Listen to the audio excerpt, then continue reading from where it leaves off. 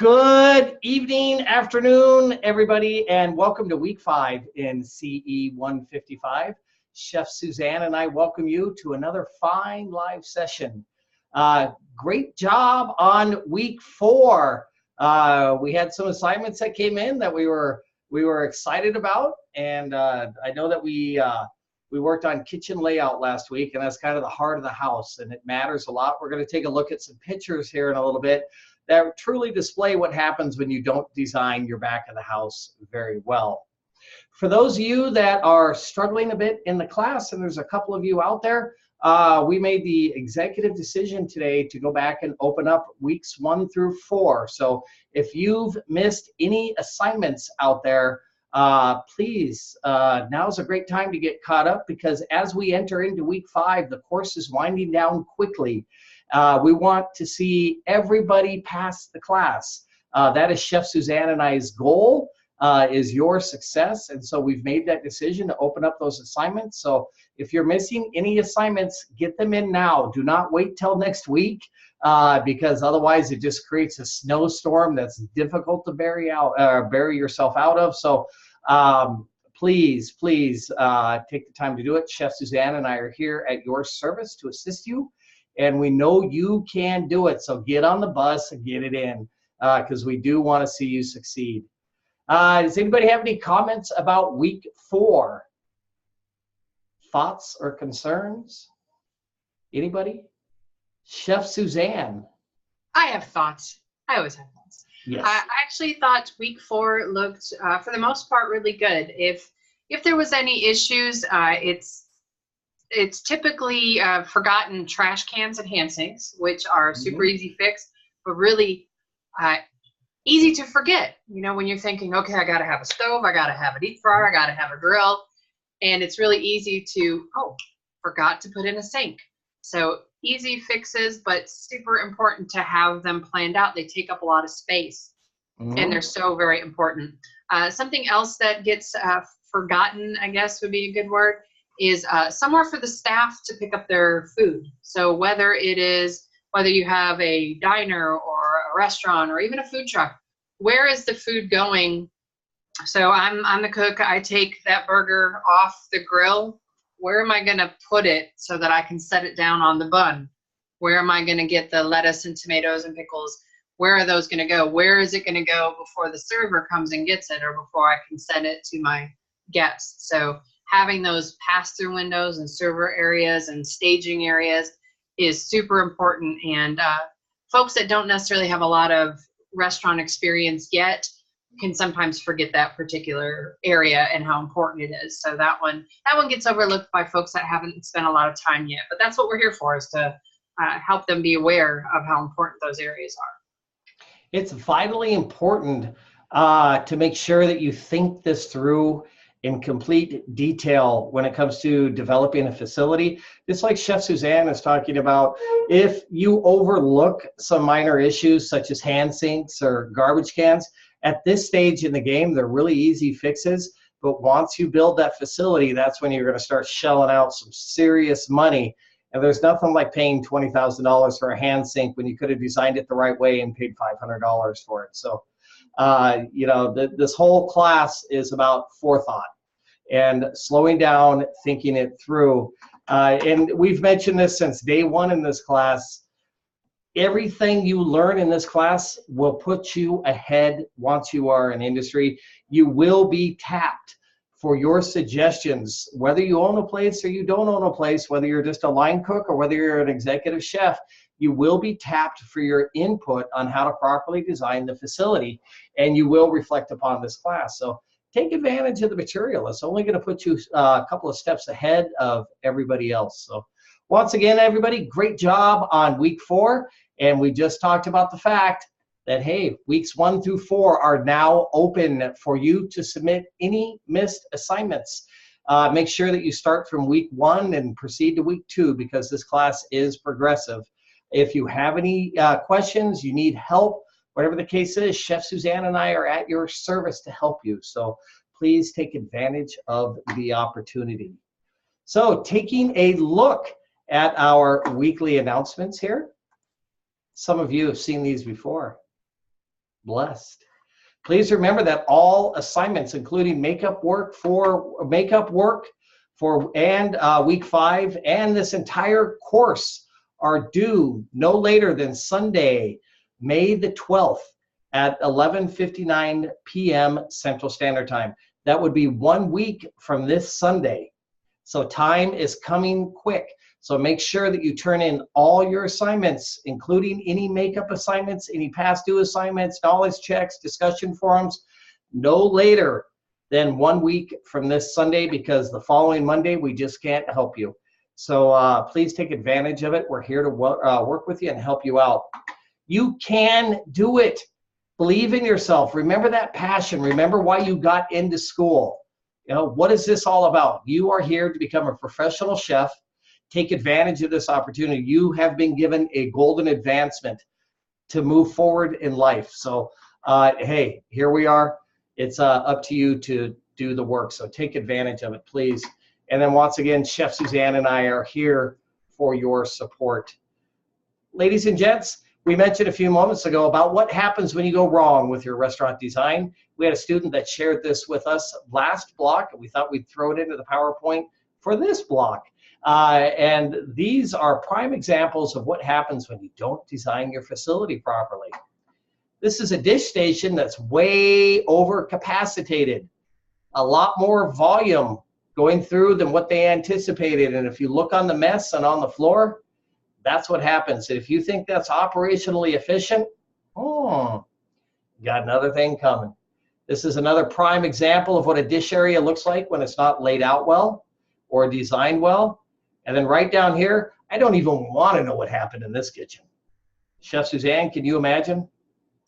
No, these just make my heart like start to beat really fast. Just seeing these pictures makes me uncomfortable. Yeah. If you ever find yourself in industry and you get to that point, you have an issue, right? And we've talked about this from day one. We call it proaction before reaction. Don't wait until everything goes to heck in a handbasket before you make any changes. So forethought. And this is a prime example right here of what happens when you don't add proper plumbing and you don't anticipate things like hand sinks or proper sinks and everything else in your facility. That's probably a $20,000 repair right there, to have them dig through your foundation and dig down into the soil. So hey, this class carries a lot of weight. It's very, very important. Does anybody have any questions or comments? Anybody? All right, ladies and gents, let's move on to week 5 in CE 155. You know what this is, Chef Suzanne? This is the final week 5. I know of this whole class. We'll never have to do this again. It's a little sad. Yes. I like week 5.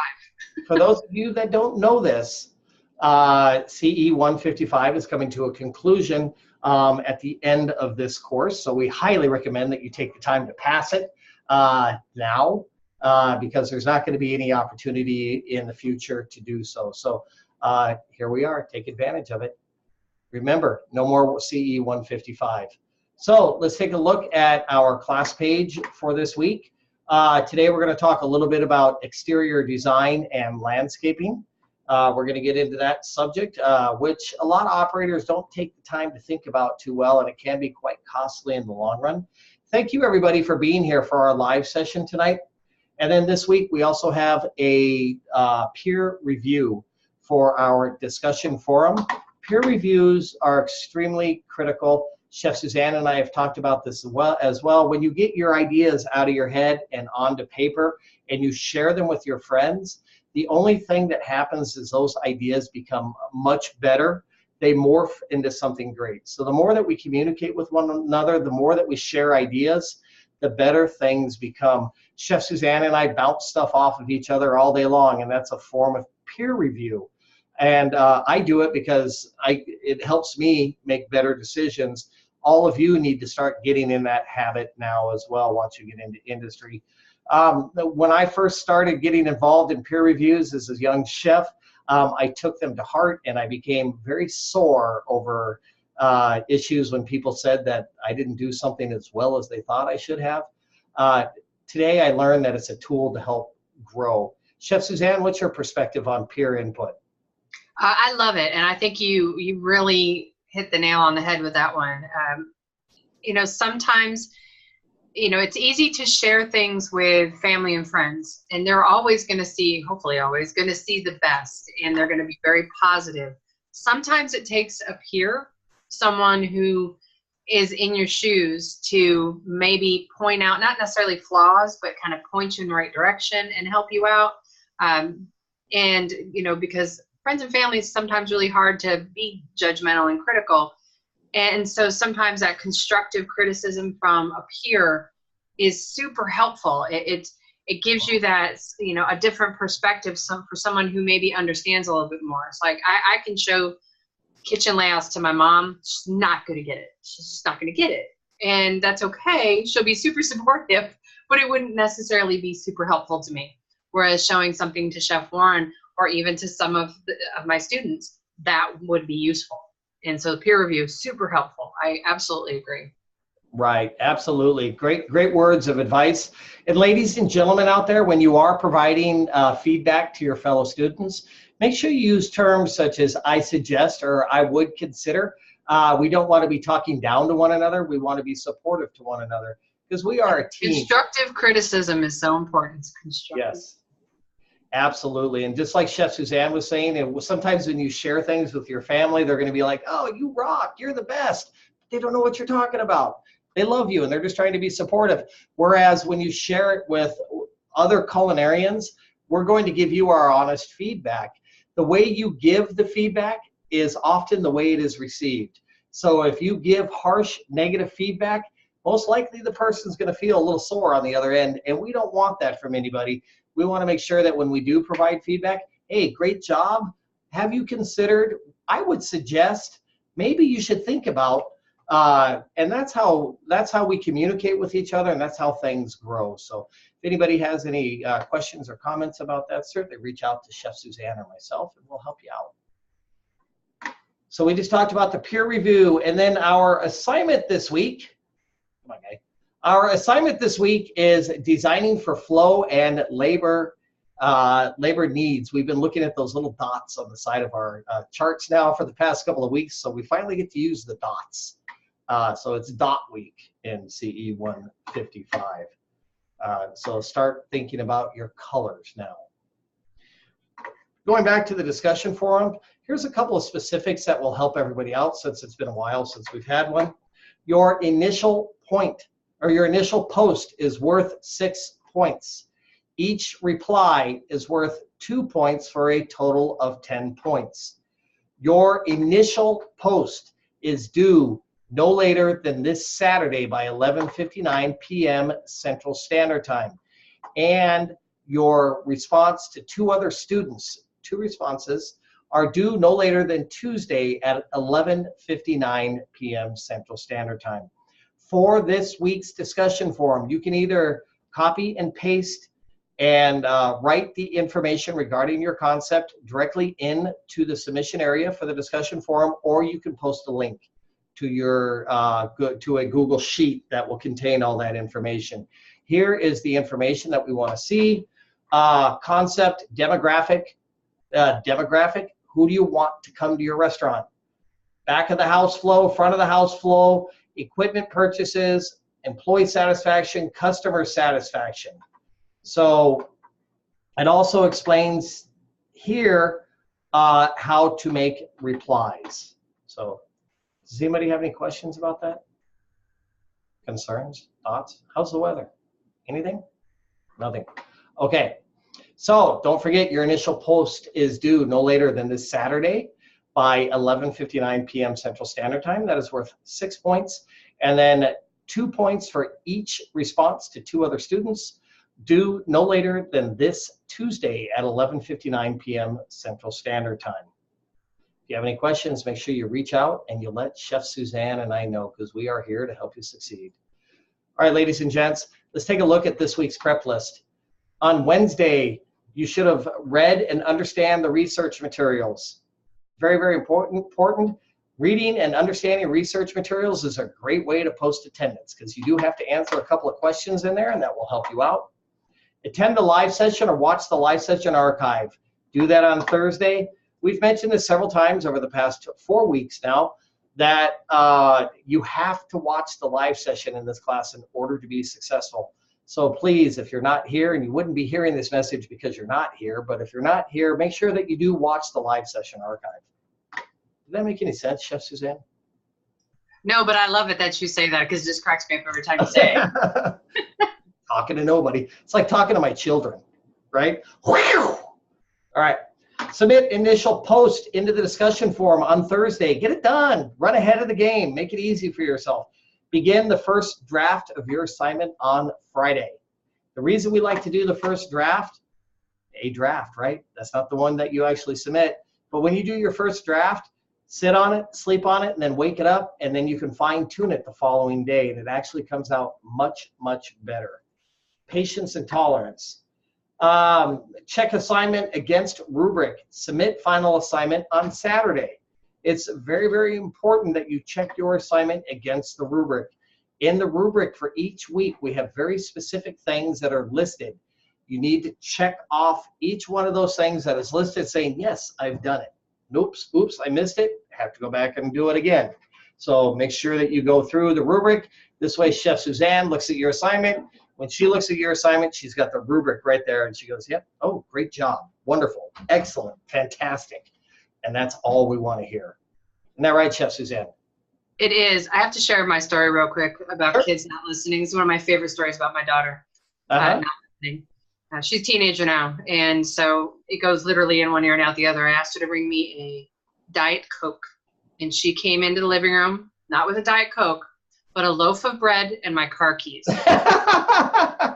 True story. One of my favorite stories about my kids. I don't understand how Diet Coke kind of. Loaf of bread and car keys. No idea. Sounds the same. Yeah, I can see how you could totally mess that up. Diet Coke, loaf of bread, and car keys. So anyway, it's just one of my favorite stories. It's just a quick story. It was great. If you speak slower, they'd probably be able to understand you better. Right. I would have thought loaf of bread, keys too. I mean. Yeah. You can see how that she would do that. That's a classic. All right, so we've checked against the assignment rubric, or checked against the rubric. We submit our final assignment on Saturday. Boom, you're way ahead of the game. That's awesome. And then respond to 2 other students' post in the discussion forum on Sunday. That's a 20-minute job right there. That's a cup of coffee on a Sunday morning, and you're done. Make any corrections to the assignment suggested as by Chef Suzanne. You'll do that on Monday and Tuesday. And then, yes, down at the bottom it says eat cake Monday through Sunday. Any day. You can eat cake any day. I just felt like it was missing from your list, so I added it. So we're not restricted to like Monday or Tuesday. We can take this all 7 days. I love that. That's awesome. All right, ladies and gents, we are going to proceed into the exterior of restaurants. Exteriors of restaurants are extremely important because oftentimes they are considered to be a marketing tool. Not all restaurants need incredible exteriors. I know Domino's, for example, they have large signs to market their name, but however, that's about the extent of their exterior design capability. They did a study in North Carolina a couple of years ago, and they found out that 70% of first-time sales were based on curb appeal. Curb appeal is the way that your restaurant looks to customers when they're passing by. That's called curb appeal, and that also goes to the residential market as well. And that's 70%. So 7 out of 10 people walking into that restaurant drove by, saw it, liked it, and decided to go in. So it is a big deal. So let's take a look at this first slide right here. And then customers are willing to pay more for their meals if they like the exterior and the interior of the restaurant. So go figure. So it's something that kind of finances itself in the long run. So it's not a bad idea to spend a few extra bucks making sure that the exterior of your restaurant looks great. A couple of things that you want to remember: make sure your sign is visible. And that's just not putting your sign so people can see it, but make sure that I always recommend with people when I'm working with people that are creating restaurants, have an easy to read and remember and understand name. You know, whatchamacallit, Missouri, Southeast Mississippi is not a good name for a restaurant because people aren't going to remember it, and it's way too long to spell or fit onto a sign. So, however, there was a pizza chain, Pizzeria Uno, right? Uno, everybody can remember that. It's very simple, 3 letters. And when you put it onto a sign, be very, very conscientious of your font. Font that tries to display an excessive amount of elegance is very, very difficult to read from a distance. You want to capture guests at any length, at any distance. So make sure that you do that. Your colors that you choose for your exterior will certainly set the tone for the ambiance once they walk inside. So a brightly colored yellow building is going to indicate a sense of urgency, get in, get out. A maroon color is going to suggest a color of relaxation and upscale, men's type club type thing. However, you know, a lighter red brick building is going to suggest another theme as well. So make sure that you take all those colors into consideration. It's a great idea as well to display your menu outside, especially if you have a lot of foot traffic with people passing by. They're very interested to see what you sell and how much you sell it for. Don't hide it. People don't want to walk in and ask you for a menu. You should make it a sense of convenience for them by having it displayed outside. Utilize adaptable signage. And what we mean by that, adaptable signage could be an A-frame sign that sits on the curb. It could be a temporary tent pole, something like that, that can be moved around, changed.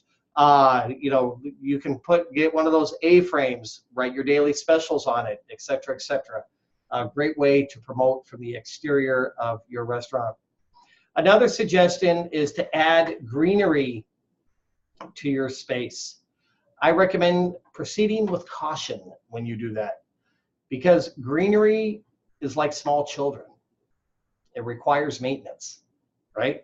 And as a chef, you're going to find that you're awfully busy back there in the kitchen, not only dealing with other culinarians, ordering food, booking parties, dealing with front of the house staff, but if you have to worry about watering the petunias too, it might send you overboard. So we recommend keeping that at pretty much a minimum. You have to remember that's also an additional expense.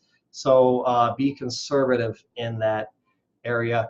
Another mistake that a lot of first-time restaurateurs make, don't underestimate the importance of parking. When you don't have parking, you eliminate a lot of clientele. Older folks don't like to walk much of a distance. Handicapped folks often find it not possible to go to your restaurant because they have to go over curbs and through cracks and tiles and all that other kind of stuff. So you want to make sure that you have easily accessible, adequate parking for your customers. It's very, very important.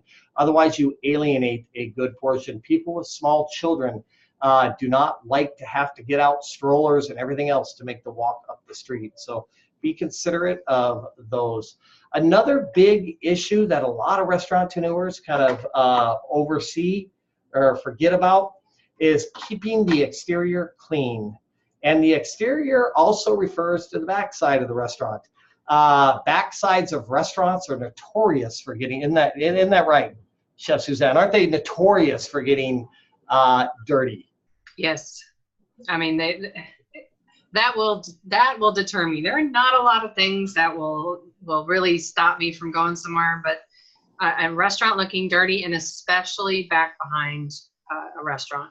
If I catch a glimpse of it, it looks yucky, I'm probably not going to go, because that to me says more about the cleanliness of a kitchen, because it's typically, you know, the outside, the back area, the loading dock areas are typically right outside the kitchen.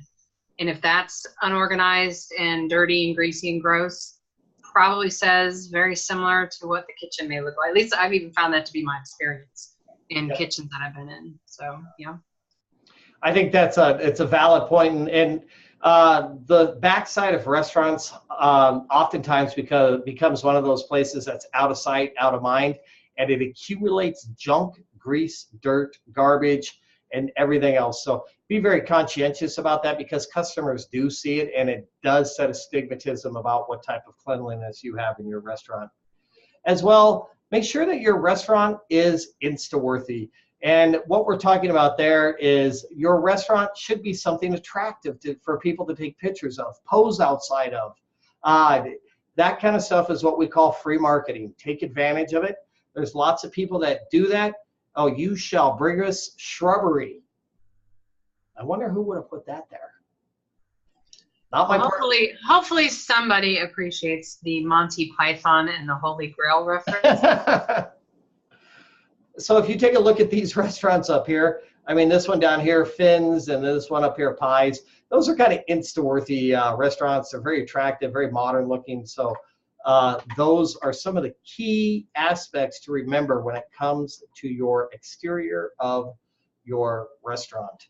Let's take a look at a couple of other pictures. I think I see the Krusty Krab on this one. And yes, there it is, as a matter of fact. Wonderful exterior job by the Krusty Krab, those folks. Lovely design. Tell by the exterior, a little shy on the greenery, but they don't have to worry about watering. If I take a look at these concepts, all of these concepts tell me something about the place before I actually go into it. If I look at this place up here, I kind of feel like, you know, I could smell some oak in the air, maybe quiche, maybe salad, kind of a lighter place. Down here, this is kind of very country clubbish, club sandwich type of place. Delicatessen speaks for itself, but it's got some great texture and greenery around it. This place here just screams fish and chips. I don't know why, but I can certainly see them serving that. And then this one here serves a level of elegance, just calling themselves Two. Obviously not a creative day for those folks, but whatever works, works.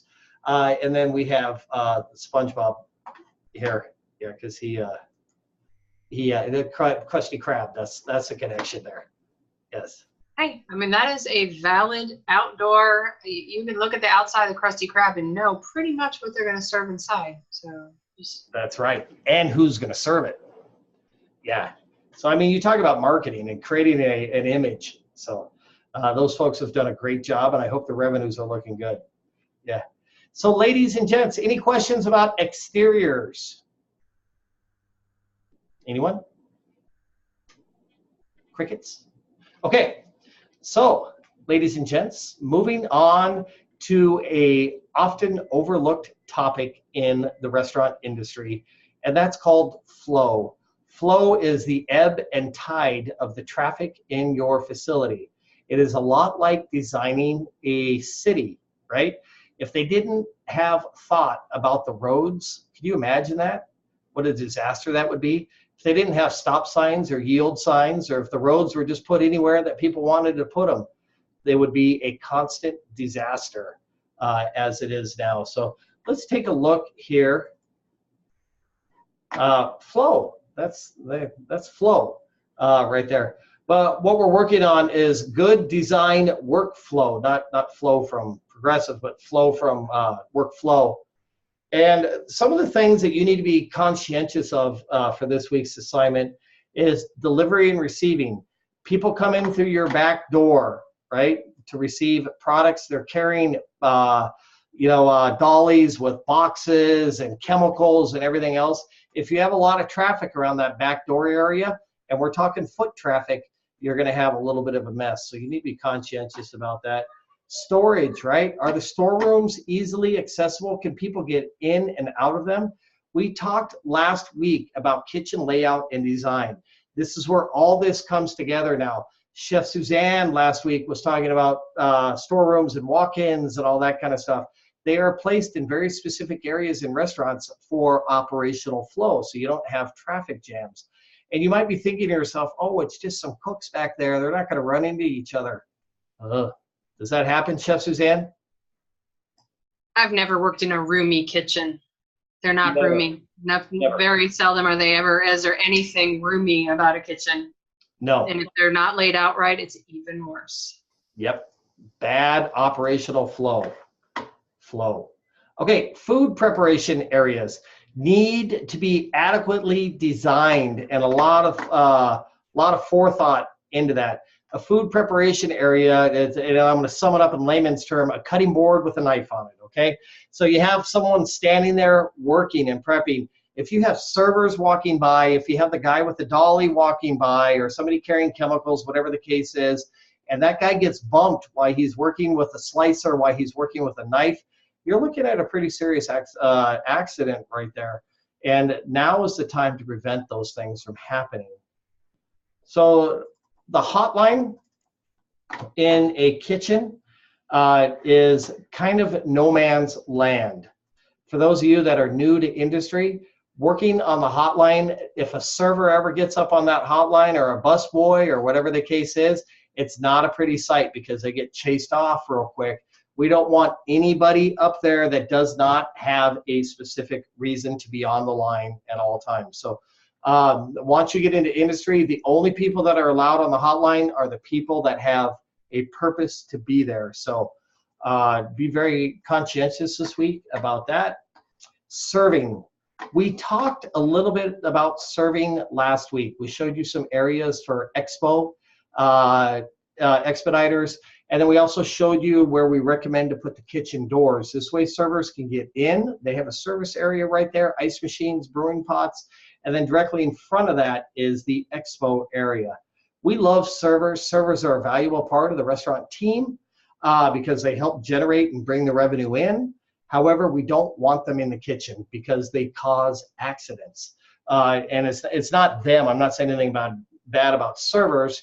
It's the more people you have back there, the more likely you are to have congestion. So the only people we want in the kitchen are the people that belong in the kitchen. Cleaning and warewashing. What a big deal that is. And often overthought. We just took a look at some slides a couple of minutes ago regarding that. Cleaning and warewashing is a huge issue. The dishwashers need to be able to get in and out without any challenge. They need to be able to carry plates across the kitchen. They need to be able to go to the prep areas to put the pots and the pans away. And if those areas are congested, you're going to slow them down, and that's going to cost you money. So up on the screen is kind of a flow chart, and not talking about flow, but the flow chart that is kind of what's recommended. You know, it starts with cleaning, warewashing, receiving, storage, food preparation, meal cooking, and service. Any questions about that? Thoughts, concerns? How we doing there, Chef Suzanne? You're killing it, Chef. You're killing it. No, it's flow. It's all flow. It is. All. I can't take any of the credit. Yeah, she's the one. All right, ladies and gents, let's take a look at a flow chart gone wrong and see what happens. If you take a look at this flow chart that's up on the screen here, there are some very serious areas of congestion. See all these dots, how they're all crossing paths as people are trying to move around. Each line and each number and each direction represents an employee. So if I have an employee going up here, down here, up here, down here, up here, down here, up here, down here, down here, he's crossing a lot of paths with other people.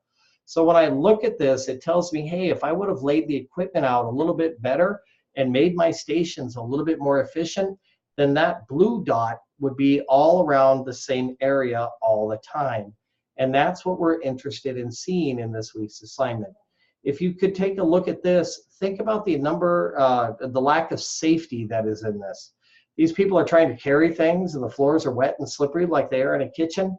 It's got accident written all over it. So it's a very big issue. You're designing your kitchen layout based on your menu in slide 1. Week 1, slide 1. You made a menu and you listed 5 menu items. This week, you are going to be using 2 of those menu items. You are going to select two colors of dots from the left-hand side and place them next to those two items to signify that you are working with those two items. Your goal this week is to prevent, minimize bottlenecks and overlaps, right? This has a lot of bottlenecks and a lot of overlaps in it.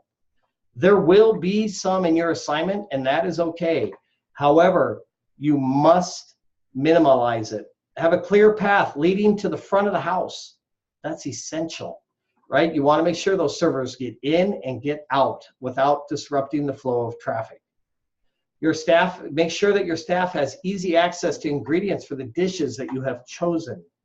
So for example, if you have to walk all the way across the kitchen, do 2 circles around the walk-in, go into a reach-in freezer, grab 6 things out of the dry storeroom, and then go to the dish area to bring something back, that's not good. Footsteps are a huge issue in the restaurant industry. Last Saturday night alone, I did over 20,000 footsteps, which was a long Saturday night because this place was not laid out very well. And so it took a lot of circling. So think about it, right? How many footsteps is your husband averaging, Chef Suzanne? Oh, easy, 20, 30,000 a day. Because the kitchen, he actually does work in a huge kitchen. It is extremely spread out and it's very old. And back then, I guess they needed ginormous kitchens, and it is huge. And so he's just constantly running himself ragged. And I also think when a kitchen isn't set up, not only are you making a million extra unnecessary steps, you're also not anywhere near your food. So if you're cooking and you've got food cooking and you've got to go clear across the kitchen to go and do a walk-in or a reach-in, anything you've got cooking is just being completely left by itself to burn and overcook. And, so your staff isn't even where they need to be if you've got an unorganized and don't have good workflow in your kitchen. Absolutely. Well, very well said. Very well said. If you're not able to attend to the task at hand because you're halfway across the kitchen, then there's a problem. You have to remember when we work in the kitchen, we multitask. So it's not uncommon that we have 3, 4, 5, 6, 7 different things going at the same time. We have something in the oven. We have 3 pots on the stove. We have something roasting. We're slicing and dicing something on the cutting board. And every time we have to take an excessive amount of steps to get across the kitchen and wait for traffic to go in front of us, et cetera, et cetera. That's time away from taking care of those items. And so very essential. For this week's assignment, you're going to need to provide a brief 1 to 2 or 2 to 3 complete sentence explanation of why labor projections from food and beverage cost control will work with this, right? So for example, if you're projecting that you need 6 cooks in the kitchen, and you're going to have to make a brief 2 to 3 complete sentence explanation of why that will work, right?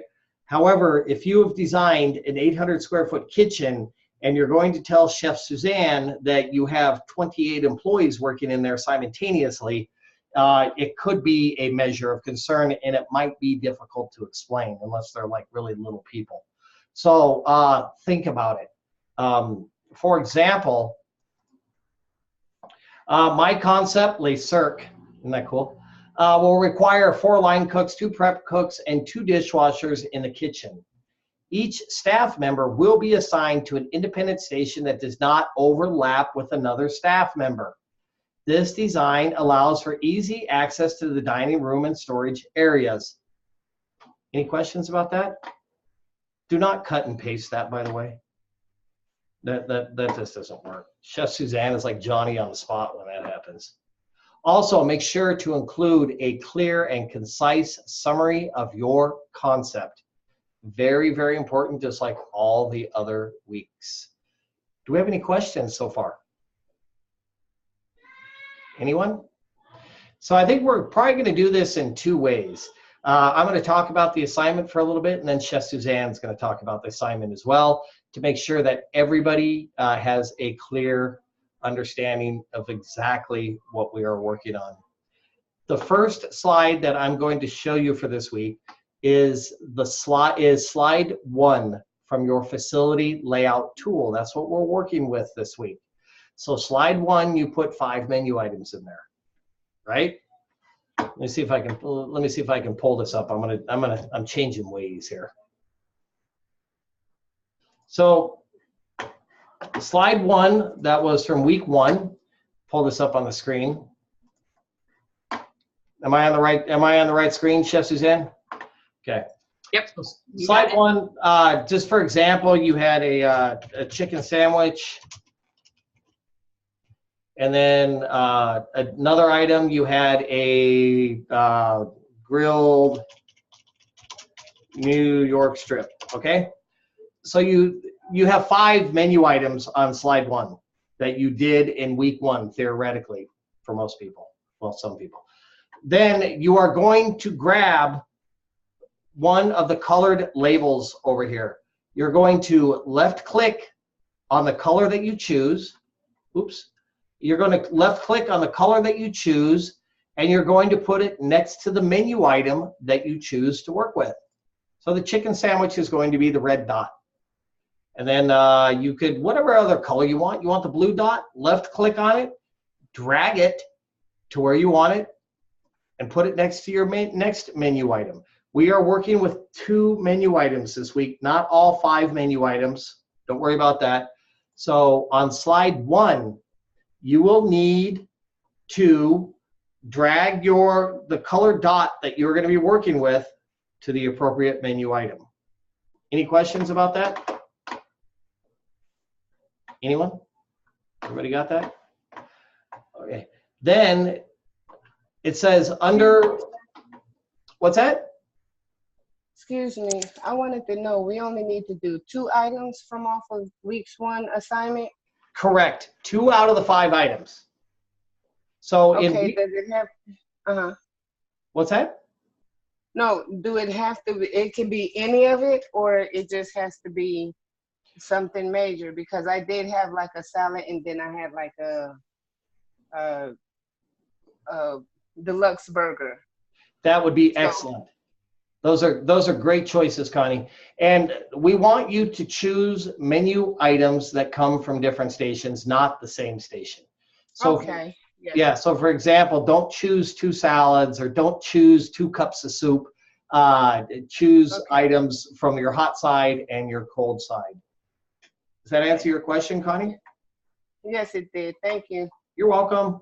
So make sure that you refer to your week 1, slide 1, choose 2 of the 5 menu items, left click on any color of the dot and drag it and drop it next to one of the 2 menu items that you're going to be working with, and then grab a second color and drag and drop and place it next to the second item that you are working with. Make sure that those 2 items come from different stations. We don't want 2 salads, or we don't want 2 sauteed chicken entrees. This way we're able to see the flow a little bit better. Make sure that you also refer to slide 2 for this week. Week 5, choose 2 menu items. That we just did. Very specific instructions right here on slide 2 in your facility layout tool. And then week 5 continued, which we're going to talk about right now. Using the same colors you use to mark your 2 menu items, drag and drop the numbered workflow labels to show the workflow of that item. Every time a different piece of equipment is used, including sinks, prep tables, and the like, put the number in sequence next to that piece of equipment in the layout. Any questions about that? So let's go back to our weekly presentation, which will be available for all of you to take a look at following this class. Now we're going to go to your actual kitchen layout that you did this last week. Some of you did food trucks. Some of you did traditional size restaurants at 1,000 square feet. Some of you did smaller restaurants choose the one that you designed. Okay, so for example, we have chosen 2 colors. We're working with 2 items. One is red, one is green. Okay, we put where the item starts, and we do a progressive flow. So the chicken is cooked, the chicken is plated, and then the chicken is served out into the dining room. 1, 2, 3. Okay, then we have, you know, the whatever item this is starts in the reach-in cooler, goes to the grill, goes to get plated, and then goes out to the dining room. 1, 2, 3, 4, 5. That shows the progression. It shows that we might have a slight bottleneck right here, but it doesn't look like it's too serious, and a slight bottleneck down here, which I don't think is too serious either. Those would be acceptable types of bottlenecks. Are there any questions about that? Chef Suzanne, you're up. I am up. Okay, so with this particular assignment, if you did a thoughtful job of when you place all of your equipment, this should go by pretty quick. This assignment isn't too involved. If when you started arranging your equipment, you may have forgot equipment, or you've got, say like in the example, there was a cooler very close to, say, the grill. So that cook can just grab that burger out of the cooler, turn around and put it on the grill. That's great. But if you didn't have those near each other and the cook, because I literally have a little dot line drawing tool that I will use, and I will actually draw your line and I will show you how. And so what you're looking for is basically straight lines, right? So kind of like the first example Chef had was a pretty straight line. And the second one was kind of like maybe like a letter C. So that's what you're looking for. You don't want it to look like some sort of football, you know, the little X's and O's where they're crossing and overlapping, and things need to be very direct. I know that first or the second slide did say that you have to include sinks. It's not actually going to require you to include sinks. It really needs to be about 3 to 6 or 7 steps for each item, and that's pretty standard. There aren't a whole lot of menu items that are only prepared using a couple of stations or a couple of pieces of equipment. So there's going to be multiple pieces of equipment used, and so you want to make sure they're there, that they're near where you need them. If they're not, you actually will have to get them in the right place for the assignment, for the grade. So it's not just, you know, putting your dots in and going, well, there we go, good enough. No, if you need a refrigeration near your freezer, then you need to move or put in this is where you're taking last week's assignment and refining it to make it more efficient and useful for you and your business and your staff, is essentially what this one is. So you think you did it last week. Now is where this is where the proof is in the pudding. This is where you're putting those dots in, those workflow dots, to see if they're in the most efficient place. So we're looking for, like Chef said, the easy, clear paths. You don't want them to have to be crossing back and forth over each other or over themselves, right? So you don't want to have a cook going from the cooler to the grill, back to the cooler, back to the grill. You know, that's not very efficient.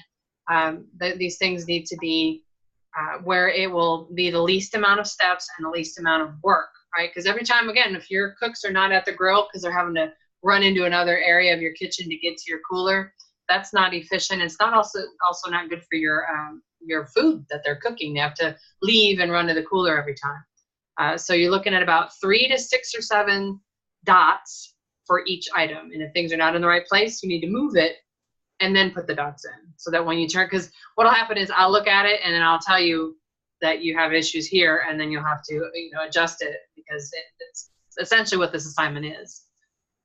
Absolutely. Does that make sense? Very well spoken. So it's a real eye-opener with this assignment, and you're going to learn a lot about the correct placement of equipment, and hopefully this assignment helps bring everything together that we've been talking about for the last 4 weeks as we go into the 5th week. So it is some very valuable information, and I think it's going to come to light Yes. for all of you out there. Gertrude, what's going on? Yes, I have a question. Like my concept, which is an open kitchen. Uh-huh. Most of the stuff is pre-cooked in the back kitchen. Mm-hmm. Then it comes and goes on the lowboy. Uh-huh. So will that not look like very congested when I put like, because maybe I'm gonna have a grilled chicken there and I'm gonna have a salmon in there on the lowboy. Uh-huh. Would that No, not look like? Mhm. no, we anticipate, multiple Oh, different items being stored inside the lowboy. okay. So in your example, you would be starting out in the back area where you're Yeah. doing all your Hmm. prep, and then Hmm. we would take a look. Your dots would reflect the migration of the food from the back all the way up to the front. Okay. Okay. That make sense? Yes. All right. Thanks, Gertrude. Thank you. Any other questions so far? Ladies and gents, let's take a look at the actual assignment page for this week. The grading rubric flow, and we're not talking about Progressive Car Insurance here, has no interruptions, as little overlap as possible. There will be some overlap. That does happen. Kitchens are not large enough to have expressways for everybody. So don't be concerned if when you're doing this, there are some overlaps. Yes, it's anticipated, but an excessive amount is not anticipated.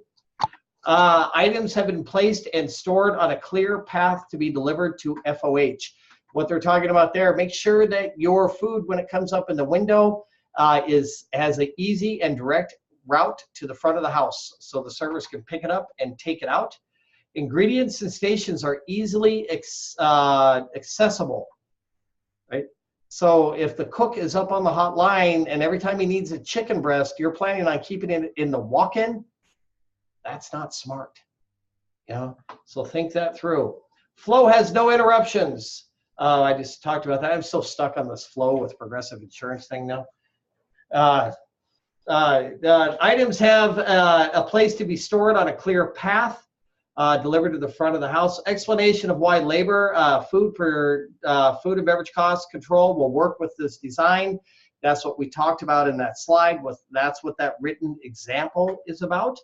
And then clear and concise summary of your concept. Don't forget it. It's very, very important. Any questions? Gertrude, did you have another question? Y'all good? So ladies and gents, there's a couple of key things that we talked about during this week's live session. Make sure you understand that if you are having challenges in this course, we have gone back and we have opened up the first 4 weeks as an opportunity to help you succeed. We would like to see you submit any missed assignments as soon as possible. Do not wait, do not procrastinate. Make it a priority. Chef Suzanne and I are here to help you succeed. Also, please remember all assignments for this course, including any makeup work, are due no later than 1 week from this Sunday, which will be Sunday, May the 12th at 11:59 p.m. Central Standard Time. That's so crazy. That's so soon. I know, it's fast. This class has gone by fast. It really has. Yeah. 1 week from this Sunday, May the 12th, all assignments no later than 11:59 p.m. Central Standard Time must be submitted. Do not call Chef Suzanne or myself on Monday, May 13th going, I didn't know. Well, please make sure that you remember.